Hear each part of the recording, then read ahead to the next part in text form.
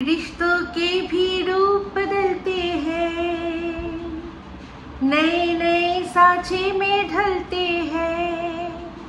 एक पीढ़ी आती है, एक पीढ़ी जाती है, बनती कहानी नई। क्योंकि सास भी कभी बहू थी, हाँ सास भी कभी बहू थी, क्योंकि सास भी कभी बहू थी। वेलकम टू टॉप झाल मिष्टी विद इप्सिता। আমি ইপসিতা এখানে নোগা লাগালি নকিস্তি ওনলি মস্তি। তো আজকের ভিডিওর শুরুতে ইন্ট্রোডাকশনে এই গানটা কেন করলাম সেটা পরে বলছি, আগে বলছি যে দেখলেন আমার কথা মিলে গেল। তো এই যে বললাম ঘুরতে যাচ্ছে না পালিয়ে যাচ্ছে, তো আজকের ডেটে এটা কিন্তু পরিষ্কার যে হ্যাঁ পালিয়েই যাচ্ছে। আর এই যে কথাটা বলেছিলাম যে তৎকালে টিকিট কেটেছে, এমনকি ডাইরেক্ট কিন্তু দিল্লি যাওয়ারও টিকিট পাইনি।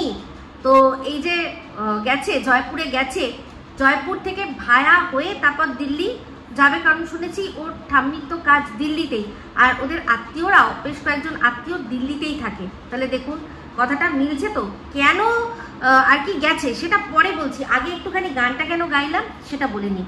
তো অবশ্যই রুনাদির ভিডিও দেখলাম, যে ভিডিওটা করেছে মানে অলরেডি ইপু দিদি বলে লিখে দিয়েছিল সেই ভিডিওটা, মানে আমি ওনার ভিডিওর উত্তর দেওয়ার আগেই ওনার এই ভিডিওটা চলে এসছে, ঠিক আছে। তার মানে আমার একটা ভিডিও, তার এগেন্স্টে ওনার দুটো ভিডিও নামানো হয়ে গেছে। তো যখন আমি ভিডিওটা দিয়েছি তখন আমি ওনার ভিডিওটা দেখিনি, আর এখনো অবধি দেখিনি যেখানে উনি হাজব্যান্ডকে মানে কোনো পুরুষ মানুষকে তার মা আর তার বউ দুজনের মধ্যে ব্যালেন্স করতে বলেছে, যে একটা পুরুষ মানুষ তার ব্যালেন্স থাকা দরকার। এই কথাটা উনি তখন তো বলেনি। আমি ওনার কোন ভিডিওটাতে এই কথাটা বলেছি, যে ভিডিওটাতে প্রথম অর্ধে উনি বলছেন যে তোরা বিয়ে করিস কেন, বিয়ে যদি মা মা মা মা করবি তাহলে আর বিয়ে করিস কেন, মানে বক্তব্য অনুযায়ী যে মা যখন তোমার বিয়ে হয়ে গেছে ব্যাস তখন আর তোমার মাকে দরকার নেই, এখন তুমি বউ পেয়ে গেছো।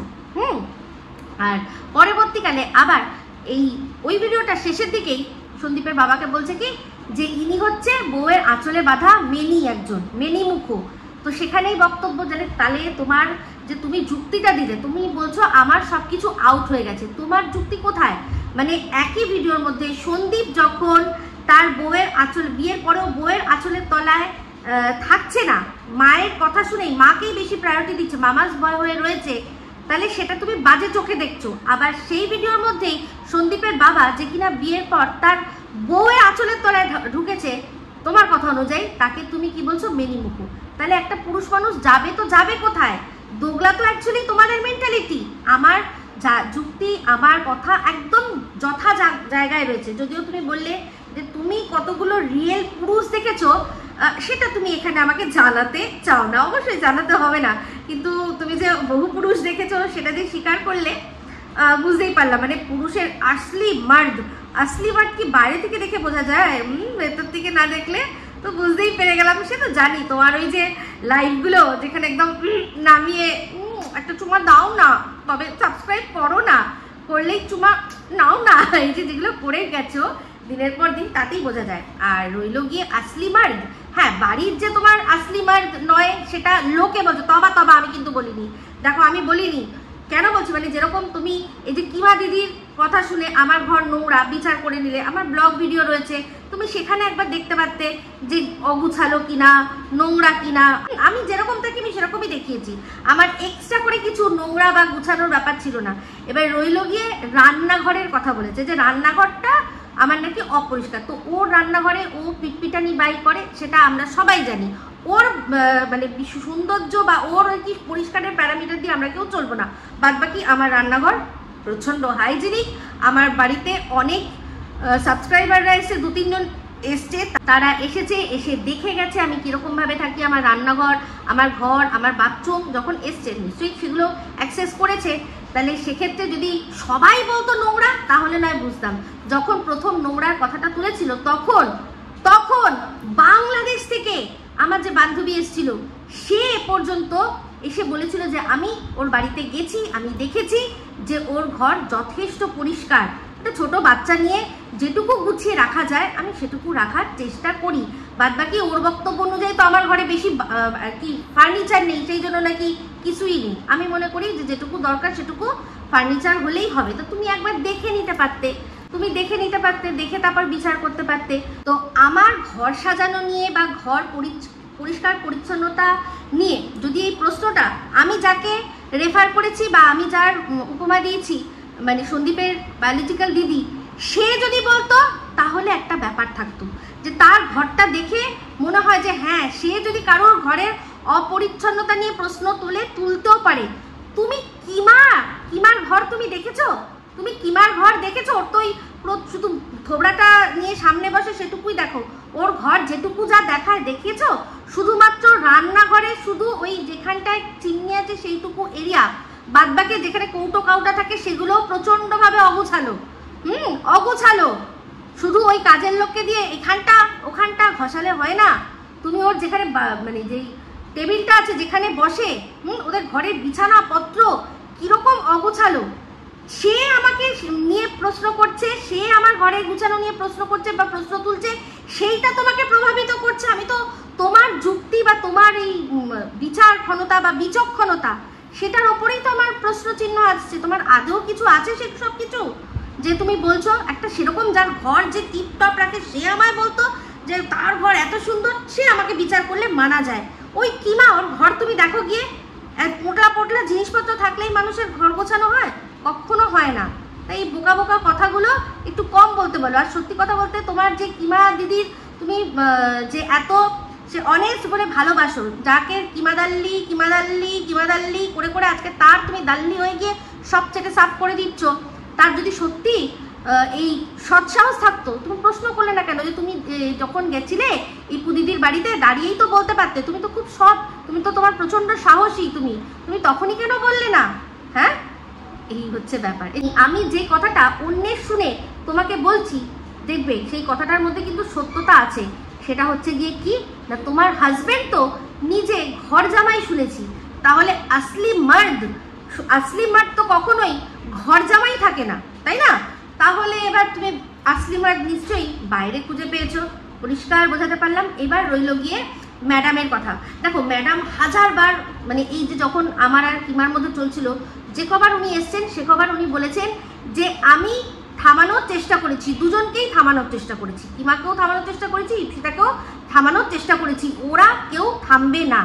আমাকে যখন বলা হয়েছে এই তোমার কিমা দিদি, সে কিন্তু মানে ফোন করে ম্যাডামকে চাপ দিত আমার মুখ বন্ধ করার জন্য। সেখানে ম্যাডাম বলেছে যে আমি ইপসিতাকে বলেছি, ফোনেও বলেছি, এখানে সামনে লাইভে বলছি, কিন্তু ইপসিতা থামবে না। তাহলে বুঝতে পারছো যে আমি কিন্তু মানে নিজের কথা অনুযায়ী চলি, তাই তো?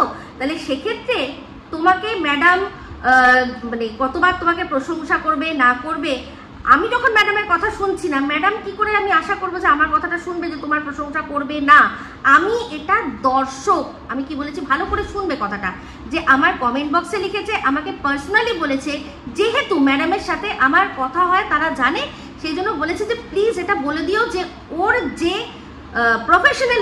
প্রফেশনালিজমের যে তারিফটা করছে সেই তারিফটা ও পাওয়ার যোগ্য নয়, ও প্রফেশনাল নয়। আর তুমি কি একবারও এই যুক্তিটা আবার কাটতে পারলে যে কোন যুক্তিতে তুমি সন্দীপকে তুই বলেছো? যদি সত্যি বয়সের যুক্তি দিয়ে থাকো তাহলে সেইটা তো প্রথম থেকে বলা উচিত ছিল যে তুমি আমার চেয়ে অনেক ছোট বা তুই আমার চেয়ে অনেক ছোট, আমি কিন্তু তোকে নিয়ে তুই করে ভিডিও করব, তাই তো? এটা যদি তুমি করতে তাহলে আমি বুঝলাম যে চলো হ্যাঁ প্রফেশনালিজম আছে, সে মানে কন্টেন্টের বাইরে গিয়ে নিজের বয়স অনুযায়ী তার সাথে একটা মানে সম্পর্কর মতো করে তোর আমি মানে তুই আমার চেয়ে ছোটো, মানে আমি তোর দিদির মতো, আমি তোকে তুই করে বলবো। তুমি তো সেটা করোনি, তুমি তো পিওর কন্টেন্ট করেছো। তাহলে এই যে তুইটা এখন তুমি বলছো সেটা রাগের বশবর্তী হয়ে আবেগতাড়িত হয়ে বলছো, উইদাউট কোনো রিজন, তুমি কোনো রকমভাবে না হোমওয়ার্ক করে না দেখে ওর নামে বলতে বসে গেছো, সেই জন্যই বলেছি। আর আমি তো যদি সত্যি এরকম হতো তাহলে ওনাকে মানে বলে মানে লুকিয়ে দেখুন আপনি না এই চুনাকে একদম এরকম প্রমোট করবেন না, আমি তো সেটা করতাম। আমি তো একদম ওপেন আমার ভিডিওর মধ্যে বলেছি যে আমি ম্যাডামকে বলেছি, যখন কথা হয়েছে তখনও ফোনেও বলেছি যে ও আপনি যতটা ভালোবাসা বা যতটা কিছু দেন ও ডিজার্ভ করে না। তো সেটা আমি আমার ওপিনিয়ন রেখেছি। এই যে আমার যুক্তির সাথে পেরে উঠলো না বলে আমাকে একটা কি তকমা লাগিয়ে দিলে হিংসা। এবার এটা হিংসা জিনিসটা একদম মানুষের মনের ভেতরে থাকে, এটা কেউ কখনো ওরকমভাবে মানে এক্সপ্রেস আমার ভেতরে তুমি না ঢুকলে বুঝতে পারবে না যে আমার মধ্যে হিংসা আছে কি নেই। আমি যা হয়েছে যেটা হয়েছে দর্শকদের সাক্ষী রেখে, সবাইকে সাক্ষী রেখে ভিডিওর মধ্যে বলেছি। তো আমার মনে হয়েছে তাই জন্য বলেছি, কারণ আমি তো আছি এখানে দর্শকদের কথা পৌঁছে দেওয়ার জন্য। ব্লগারদের কথা দর্শকদের কাছে, দর্শকদের কথা ব্লগারদের কাছে, তারপর তাছাড়া সবার কথা এখন যেহেতু ম্যাডাম আছে ম্যাডামের কাছে যখন যেটা মনে হয় অবশ্যই সেটা জানাই। তো এখানে এটাতে আপত্তির তো কিছু নয়, তুমিও ওখানে লাইভে গিয়ে অনেক কিছু জানাও, কথা বলো, মজা করো। তো সেক্ষেত্রে এই কথাটা যখন দর্শকরা বলছে ওনাকে যে তারা এটা পছন্দ করছেন না, তো আমাকে তো দর্শকের মতামত ওনার কাছে পৌঁছে দেওয়াটা আমি এটা আমার নৈতিক কর্তব্য মনে করি। কোনো এরকম ব্যাপার নয় যে করতেই হবে। আজ আমার কমেন্ট বক্সে এসছে, আমার কাছে পড়েছে, তাই জন্য এই যে কথাটা তুমি বললে যে আমার যুক্তি কিছুই নেই, যে এই যে সন্দীপের বাবা যখন তার মা বেঁচে ছিল, তুমি কি দেখেছিলে যে সেই সময়ও সন্দীপের বাবা তার বউয়ের আঁচলের তলায় ঢুকে থাকতো? দেখেছিলে কি? মানে এই যে কথাটা কুচবি বলে দাও না, তার মধ্যে মাথা তারপর আগা পাঁচতলা কিছুই থাকে না, জাস্ট একটা লাগিয়ে জাস্ট বলে দাও, তাতে মনে করো যে একদম আমি যেটা বললাম শিরমোহর পড়ে গেল। তুমি দেখেছো? তুমি কি দেখেছো? আমরা এই যে তোমরাই তো সবসময় বলেছো যে তার সন্দীপের দিদিকে যত্ন করতে পারিনি, কারণ বাড়িতে এত কাজ ছিল, সে মানে মেয়েটাকে দেখার সুযোগ পেত না। তাহলে বুঝতে পারছো, যদি তার বর তার আঁচলের তলায় ঢুকে থাকতো তাহলে কোনোভাবে এই জিনিসটা সম্ভব হতো না, যে সে তার বাচ্চারও খেয়াল রাখতে পারছে না, এতটাই কাজে তাকে আর কি উদয়স্ত খাটতে হচ্ছে। বুঝতে পারছো, যাদের বাচ্চা বররা তাদের বউয়ের জন্য স্ট্যান্ড নিতে পারে, সেই সব বউরা কিন্তু মানে রাজার হালে থাকে। বাচ্চা, আমি সবাই এখন বাচ্চা হয়েছে, আমি এখন চুপচাপ ঘরে বসবো, আমার বাচ্চাকে দুবেলা দুপুরো মানে দুধ খাওয়াবো বা যাই হোক খাওয়াবো, বয়সটা 3 মাস তো, হ্যাঁ শুধু দুধ খাওয়াবো আর নিজে খাবো, এটাই আমার হওয়ার কথা। কিন্তু ওদের কি সেটা হয়েছে? তাহলে এই যে তুমি বলছো উইদাউট এনি রিজন, কোনো যুক্তি না লাগিয়ে, কোনো ফ্যাক্ট না বিচার করে সন্দীপের বাবাকে বলে দিলে যে সে তার মায়ের আঁচলের তলায় থাকে, সে তার বউয়ের আঁচলের তলায় থাকে, এটাই তো সবচেয়ে বড় তোমার উপর কোয়েশ্চেন মার্ক এসে গেল। যে তাহলে তোমরা এতদিন ধরে যে কথাগুলো বলেছো সেগুলো বেফালতু কথা বলেছো, তাই না? মানে এক শিলা দেবী, সে তার বরকেও আঁচলের তলে রেখে দিয়েছে, তার ছেলেকেও আঁচলের তলে রেখে দিয়েছে, মানে কুচবি। যে মানুষটা উদয়স্ত খাটতো, তুমি আজকে বলছো যে টিনু সুন্দরীর সাথে সন্দীপের মায়ের কোনোদিনই তুলনা হবে না। কেন হবে না? এই জন্যই গানটা গেয়েছি, কিউকি সাস ভি কভি বহুতি। আজকে টিনু সুন্দরীর যে বয়স, সেই তার চেয়েও কম বয়সে ওর মা, সন্দীপের মা এসে বিয়ে করেছে। টিনু সুন্দরী তো তাও একটা মফস্বল গ্রামে থাকতো, সন্দীপের মা মোটামুটি একটা মানে শহরের কাছে যে জায়গা, সেই জায়গায় সে থাকতো, মানে টিনুর চেয়ে অন্তত আপগ্রেডের জায়গায় সে থাকতো। সেইখানে থেকেও তাকে ওরকম একটা অজপাড়াগায় বিয়ে দিয়েছে অত অল্প বয়সে। সে তার বাড়িতে কোনো ধানের জমি ছিল না যে ধান সিদ্ধ করা, তারপর ওই কি যেন সর্ষে, এগুলো সব সে শিখেছে। নিশ্চয়ই সে তার এটা বলতে পারবে না যে সন্দীপের মায়ের পেট থেকে সমস্ত, তার নিজের মায়ের পেট থেকেই সমস্ত কিছু শিখে তারপর গেছে শ্বশুর বাড়িতে, নিশ্চয়ই না। তাহলে ওই অল্প বয়সে যদি সন্দীপের মা সবকিছু শিখে, মানে চাষির বাড়ির সবকিছু শিখে চাষের কাজে হাত বাটাতে পারে, ঘরের কাজও তার সাথে সাথে করতে পারে, তাহলে টিনু সুন্দরী ঘরের শুধু একটুখানি কাজ কেন করতে পারবে না? আর এই যে তুমি বলছো যে একটা মেয়েকে কাজ করতে গেলে তাকে সমস্তটা ছাড়তে হয়, কোনটা ছাড়েনি? তুমি দেখেছো?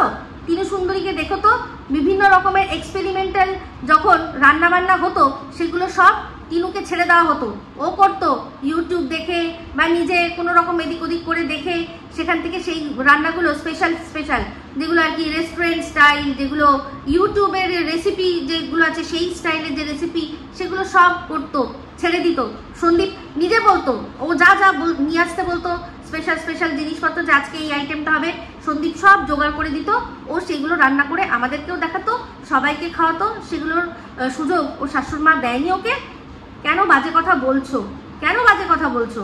আর ঘর গোছানো, যেটা তুমি বললে না আমার ঘর, তুমি একবার আমার ব্লগে দেখে নাও, তাহলেই বুঝতে পেরে যাবে যে আমি ঘর গুছিয়ে রাখতে পারি কি পারি না। সেখানে আমার একটা ছোট বাচ্চা, এত দুরন্ত বাচ্চা, এই মুহূর্তে এদিকে জিনিস রাখছে, তো সেই মুহূর্তে সেখানে জিনিস রাখছে।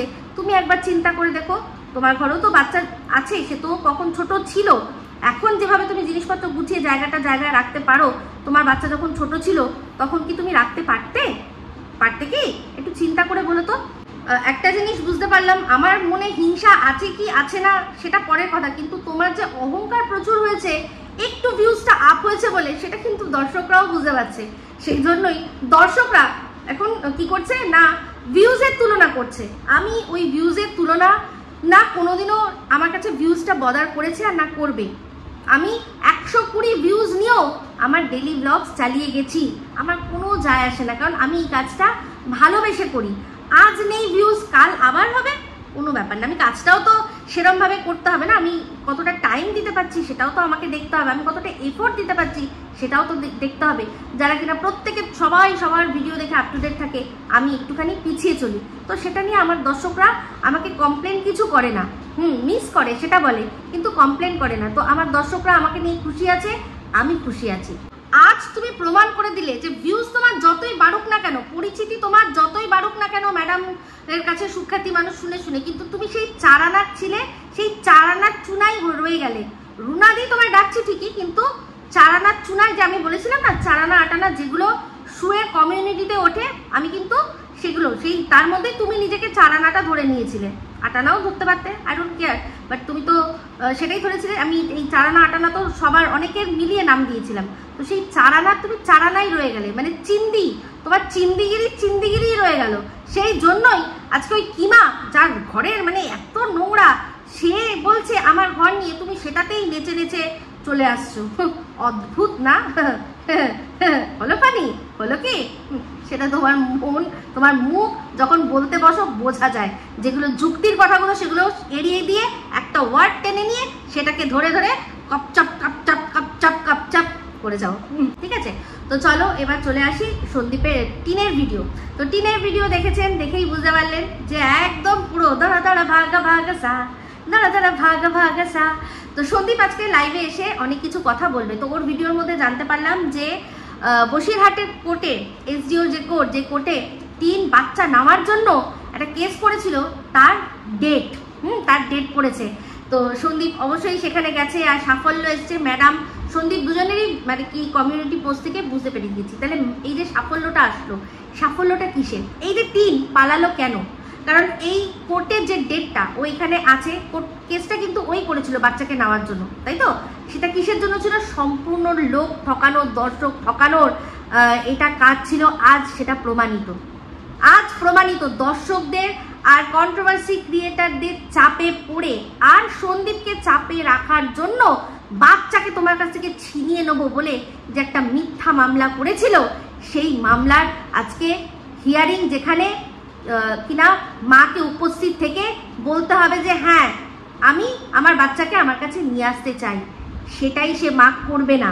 কারণ সে বাচ্চা নিতে কোনোদিনই চায় না। যদি বাচ্চা নিতে চাইতো, যেদিন রাত্রে ও বেরিয়েছিল সেদিনই বাচ্চার সাথে করে নিয়ে আসতো, কারোর বাবার ক্ষমতা ছিল না আটকানোর। অবশ্যই সবাই আমরা যারা মহিলারা রয়েছি, আগে আমরা ওইটুকু ছোট বাচ্চা, তার তো আগে প্রায়োরিটি আমরা পাবো যদি আমরা নিজেরা নিই। এইবার সেই বাচ্চাকে তুমি ছেড়ে দিয়ে চলে এসছো। তো আমি কিন্তু যখন পুরোনো ভিডিওগুলো আমার দেখবেন, তার সেখানে দেখবেন আমি কিন্তু বলেছিলাম যে আদালত দেখবে যে মা একবার বাচ্চাকে ছেড়ে চলে গেছে, সে কিন্তু আবারও বাচ্চাকে ছেড়ে চলে যেতে পারে। একটা অস্ট্রেলিয়ার ঘটনা আপনাদের রেফারেন্স হিসাবে বলেছিলাম, যেখানে অস্ট্রেলিয়ায় থাকে একজন বাংলাদেশি, তার বাংলাদেশে তার আর কি মা বাবা থাকে, অস্ট্রেলিয়ায় সে বিয়ের পর বাচ্চা নিয়ে চলে এসছে, এখানেই বাচ্চা হয়েছে, অস্ট্রেলিয়াতেই হয়েছিল। তারপর কি হয়েছে, ডিভোর্স হয়ে গেছে বাংলাদেশি মহিলাটার সাথে, তার হাজবেন্ডের ডিভোর্স হয়ে গেছে। মা পেয়েছে বাচ্চার কাস্টাডি, মা বাচ্চার কাস্টাডি পেয়েছে, কিন্তু তারপর সে কি করেছে, বাংলাদেশে তার মা বাবার সাথে দেখা করতে যাবে, কোনো কারণে বাচ্চাটাকে যেতে দেওয়া হয়নি, বাচ্চাটাকে যেতে দেওয়া হয়নি। বাবা আটকে দিয়েছে যে এই যদি বাচ্চাকে নিয়ে চলে যায় বাংলাদেশে, হয়তো আর ফেরত পাবে না, আমি আমার বাচ্চাকে আর দেখতে পাবো না, আমি এটা করতে দেবো না, আমি বাচ্চাকে যেতে দেবো না। তো তখন মা যেহেতু টিকিট কাটা হয়ে গেছিল, তখন বাচ্চাকে সে ছেড়ে দিয়ে বাবার কাছে চলে গেছে বাংলাদেশে। তারপর বাংলাদেশ থেকে যখন আবার ফিরেছে, বাচ্চার মায়ের কাছ থেকে ওই বাচ্চার কাস্টাডি ক্যান্সেল করে দিয়েছে কোর্ট, এইটা বলে যে তুমি একবার যখন বাচ্চাকে ছেড়ে চলে গেছো, তাহলে তুমি আবারও বাচ্চাকে ছেড়ে চলে যেতে পারো। তোমার কাছে তোমার বাংলাদেশ যাওয়াটা, নিজের বাবা মায়ের কাছে দেখা করাটা এত ইম্পর্টেন্ট হয়ে গেল যে তুমি বাচ্চাকে এয়ারপোর্টেই ছেড়ে দিয়ে বাবার হাতে তুলে দিয়ে তুমি চলে গেলে। আর তোমাকে কাস্টাডি দেবো না, এমনকি সেই বাচ্চার সাথে দেখা করার পর্যন্ত অধিকার ছিনিয়ে নিল। আর বাবা বাচ্চাকে নিয়ে অন্য শহরে, অস্ট্রেলিয়ারই অন্য শহরে চলে গেল। সেই মায়ের প্রচণ্ড কান্না, এরকম একটা ঘটনা আপনাদের সাথে শেয়ার করেছিলাম, মনে আছে? তখনই বলেছিলাম যে মা একবার ছেড়ে চলে আসতে পারে, আদালতের চোখে সে তখন তার কাছে সেই মায়ের ওপর কোয়েশ্চেন মার্কস থাকবে যে যদি আবার ছেড়ে চলে যায় তখন কি হবে, তাই না? তাহলে এই বিষয়টা পরিষ্কার বুঝতে পারলেন যে মা বাচ্চাকে নেবে না বলেই সে পালিয়েছে। যেরকম বাচ্চাকে ছেড়ে পালিয়েছিল, মা বাচ্চাকে নেবে না তাই জন্য পালিয়েছে। কোর্টের সামনে দাঁড়িয়ে বলবে না যে না আমি বাচ্চা নেব না, তার জন্য কি সে অনুপস্থিত। তখনই কোর্ট বুঝে যাবে যে বাচ্চা যদি তার কাছে ইম্পর্টেন্ট হতো তাহলে সে কি করতো, সব ছেড়ে আসতো। সেখানে সে ঘুরতে গেছে, তার ব্লগ রয়েছে, সে এখন ট্রেনের মধ্যে ঘুরছে, সে অসুস্থ, হসপিটালাইজ নয়, কিন্তু এরকম ব্যাপার নয় যে সে অসুস্থ হসপিটালাইজ তাই জন্য আসতে পারেনি, আরেকটা ডেট দেওয়া হোক। সেখানে নিশ্চয়ই সন্দীপের উকিলরা দেখাবে যে দেখুন এই যে কেসের ডেট পড়েছে, আগের থেকেই পড়েছে, কেসের ডেট তো একদিন দুদিন আগে পড়ে না। সেখানে এর ঘুরতে যাওয়া, সে ঘুরতে যাওয়ার প্ল্যান করে ঘুরতে চলে গেছে, সে বাচ্চা নেবে না। তো পরিষ্কার হয়ে যাবে, তখনই ম্যাজিস্ট্রেট বলে দেবেন, যে এসডিও কোর্টের যিনি ম্যাজিস্ট্রেট আছেন উনি বলে দেবেন, তাহলে বাচ্চা বাবার কাছেই থাকবে। তো সারা জীবনের জন্য বাচ্চা, এই যে এত একটা বড় ধামাকেদার খবর, যে খবরটার জন্য আমরা সবাই অপেক্ষা করছি, যেটার জন্য সবাই মুখিয়েছিলাম যে সন্দীপের ডিভোর্স হোক কি হোক না সেটা পরের কথা, বাচ্চা যেন মায়ের কাছে না যায়, প্রচুর দর্শকরা বলেছিলেন। তো এই যে সন্দীপ এতদিন ধরে বিশাল জয় বিশাল জয় বিশাল জয় বলছিল, সত্যি সবচেয়ে বড় বিশাল জয় যে মা কেস করলো বাচ্চার কাস্টাডি পাওয়ার জন্য, দিয়ে সে ভেগে গেল। মানে আমার যতদূর মনে হচ্ছে, আমি মনে হচ্ছে কোর্ট আনকোর্ট বলছি, কারণ হচ্ছে কি এটা লিগ্যাল বিষয়, তো যেটা সাধারণ যেটুকু আইন জানি সেই অনুযায়ী বলছি যে মা হয়তো আর কোনোদিনও বাচ্চার জন্য কোনো রকম কোনো বাচ্চার প্রতি কোনো দাবি দাওয়া করতে পারবে না। এই যে আপনারা বারবার ভগবানের কাছে বা উপরওয়ালার কাছে, আল্লাহর কাছে বলুন, জিজাসের কাছে বলুন, মানে যে কোনো দেবতার কাছে বলে গেছেন, উপরওয়ালা সবাইকে নিয়ে বলছি, উপরওয়ালার কাছে যে দিনের পর দিন বলে গেছেন যে আর যাই হোক বাচ্চা যেন কোনোদিনও ওই মায়ের কাছে না যায়, তাহলে সববার আপনাদের জয় হয়েছে, এটুকুই বুঝতে পারছি। তো মা দাঁড়িয়ে এটা বলবে না যে না আমি বাচ্চা নেব না। তো আমি একটাই কথা শুধু বলবো যে এই যে খামখেয়ালি মানুষ কেসগুলো করে, আমাদের দেশে কত হাজার হাজার কেস পেন্ডিং পড়ে আছে, এই যে সময়টুকু এই এসডিও ম্যাজিস্ট্রেট এই কেসটা, এই ফলস, সেটা তো ফলস কেসের জন্য বরাদ্দ করেছে, সেটার জায়গায় একজন জেনুইন মানুষ যার সত্যিই প্রবলেম, সেইটুকু টাইম সে পেতে পারতো।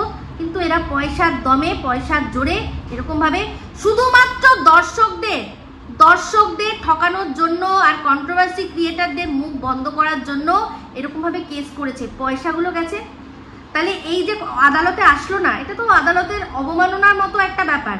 তাহলে ওর মানে উপর তো উচিত যে কোনো রকম স্টেপ আসা, কারণ ও যদি এসে বলতো যে হ্যাঁ আমি ভেবেছিলাম কিন্তু এখন দেখছি ও বাচ্চা বাবার কাছে ভালো আছে, বা আমি তখন ফ্ল্যাট নিয়েছিলাম, এখন কোনো কারণে আমি ফ্ল্যাট ছাড়া হয়েছি, তাই জন্য এখন আমি কি করব না, এখন আমি বাচ্চাকে নিতে পারবো না। তো এই সব কিছুর ওপরে আরও ঊর্ধ্বে কেস আছে, আদালত অবমাননা, তারপর ওই যে সন্দীপ যে ব্যাপারটা, এই সমস্ত কিছুর জন্য এই যে টিম সন্দীপকে বলেছিল না যে জেলের ভাত খাওয়াবে, আজ ওর এইরকম খাওয়ার জোগাড় হয়ে যাওয়ার মতো অবস্থায় পৌঁছেছে, সেই জন্যই ও পালিয়ে বেড়াচ্ছে। এটা শুনে নিন, যারা আইন বোঝেন, যারা আইন জানেন, তারা এই জিনিসটা বুঝবেন। না হলে এখন হঠাৎ করে কোথায় না জয়পুরে ওদের কোনো আত্মীয় স্বজন থাকে শুনেছেন, আর যেটাকে বললো সবার সাথে ওখানে বসেছি, এই তো সবার সাথে কথা বললাম, ওটা তো একটা যে হোটেল রুম, যে রুমটা ওই দেখালো জয়পুরে, ওটা তো একটা হোটেল রুম, সেই হোটেল রুমে ওর কোন আত্মীয় থাকে, এখন কোন ব্যবসা করতে যাচ্ছে ভগবান জানে। তো যাই হোক, আমার ধারণা এটাই যে ডাইরেক্ট দিল্লি থেকে দিল্লির ট্রেন পায়নি, সেই জন্য জয়পুর নেমেছে। জয়পুর থেকে দিল্লি এমন কিছু দূরে নয়, যারা চলো দিল্লি সিনেমাটা দেখেছিলেন তারা জানেন যে জয়পুর থেকে গাড়িতে, মানে ওই প্রাইভেট গাড়ি ভাড়া করেই দিল্লি কয়েক ঘন্টার মধ্যে পৌঁছে যাওয়া যায়। আর ট্রেন তো প্রচুর ওখানে অ্যাভেলেবেল আছে, তো ওরা হয়তো একটা কোনো গাড়ি ভাড়া করে চলে যেতে পারে, বা ট্রেনে করেও আবার ওখান থেকে ট্রেন ধরে একদিন দুদিন থেকে ওখান থেকে তারপর ট্রেন ধরে চলে যেতে পারবে, চলে যাবে ওখানে। তাহলে বুঝতে পারছেন এখন কি অবস্থা, যে পালিয়ে বেড়াতে হচ্ছে, কি অবস্থা। প্রত্যেকটা মানুষ টিনের ওখানে গিয়ে কমেন্ট করছে যে তুমি কি ছিলে আর তোমার জীবনটা কি করলে। আজকে ওর মা কপালে চিন্তার ভাঁজ কেন, কারণ মেয়ের এখন মানে হাতে হাত পড়ার মতো অবস্থা হয়ে গেছে, সেই জন্যই মা চিন্তা করছে। তো এইগুলো টিন আগেই বলেছিলাম যে এইসব জেদাজেদিতে এইসবে কিছু করো না। তুমি যদি প্রথমেই সত্যিটা বলতে যে না আমি জানি বাচ্চা যেখানে আছে ভালো আছে, ওখানেই থাক, আমাকে বাচ্চার কথা বলবেন না, আমাকে বাচ্চার কথা বলবেন না, আমি বাচ্চার ভালোর জন্য ওকে ওখানে রেখে এসেছি, তাহলে এই জিনিসগুলো হতো না। আজকে এই যে সন্দীপ কি করেছিল না, স্ট্রাইক দিয়েছিল, সেটাও বা কার জন্য দিয়েছিল, ওই যে পাশের দেশের স্লেভকে টিন দুটো স্ট্রাইক দিয়েছিল, সেই জন্য সন্দীপও তার ভালোবাসায় ভাই আমার ভাইকে দিয়েছে স্ট্রাইক, নাও আমিও তাহলে দিই কাকে না টিনকে স্ট্রাইক। তাহলে সেই রাগেই এই কেসটা করেছিল। তো সন্দীপের তার জন্য বেশ কিছু টাকা পয়সাও খসেছে, তারপর হয়রানি হয়েছে। তো যাই হোক, আমার যেটা মানে মোটামুটি আমি যেটা বুঝলাম সেটাই আপনাদের সাথে শেয়ার করলাম। তবে হ্যাঁ, আদালতের অবমাননা আর এরকমভাবে আদালতের সময় নষ্ট করার জন্য টিনের ওপর অবশ্যই আমি যতদূর জানি যে আইনি পদক্ষেপ কিন্তু সরকারের তরফ থেকেই নেওয়া যায়। আর তাছাড়া সন্দীপ তো নিতেই পারে, যে আমার কাছে আমাকে এরকমভাবে বললো যে বাচ্চা নেবে, নিয়ে আমাকে এরকম ঘোরালো, আমাকে আর কি আপনার কাছে আনালো, আর তারপর নিজেই নেই, তাহলে আমার কি সময়ের দাম নেই? তাহলে সেও কিন্তু চাইলে তার বিরুদ্ধে কোনো একটা কিছু করতে পারে, এটা একটা সাধারণ যা বুদ্ধি বলে আমি তাতেই বললাম। তো তারপর তো আছে এরপর গোদের ওপর বিস্ফোরা হয়ে ওই যে ছবিটা কিনা বেরিয়েছে কোথা থেকে, সংগ্রামপুর মন্দির থেকে, সেই ছবিটার জন্য অ্যাকশন হয়তো হলেও হতে পারে, আমি কিন্তু শিওর নই। তাহলে বুঝতে পারছেন যে মা এখন বাচ্চাকে নেবে না, সেই জন্য বাচ্চার থেকে পালিয়ে বেড়াচ্ছে, বুঝেছেন? এই হচ্ছে আসল ব্যাপার, সেই জন্যই বাড়িতে এত চিন্তা, নাহলে ঘুরতে গেলে মানুষের কেউ এত চিন্তা করে না। তো যাই হোক, এই বলেই ভিডিওটা এখানে এন্ড করছি। যদি ভালো লাগে তাহলে অবশ্যই লাইক শেয়ার কমেন্ট করতে ভুলবেন না। যারা চ্যানেলটা সাবস্ক্রাইব করেননি তারা সাবস্ক্রাইব করে নেবেন। সবাই ভালো থাকবেন, সুস্থ থাকবেন। আবার আসছি খুব শীঘ্র এক নতুন ভিডিও নিয়ে। Me Ipsita signing off. Love you all.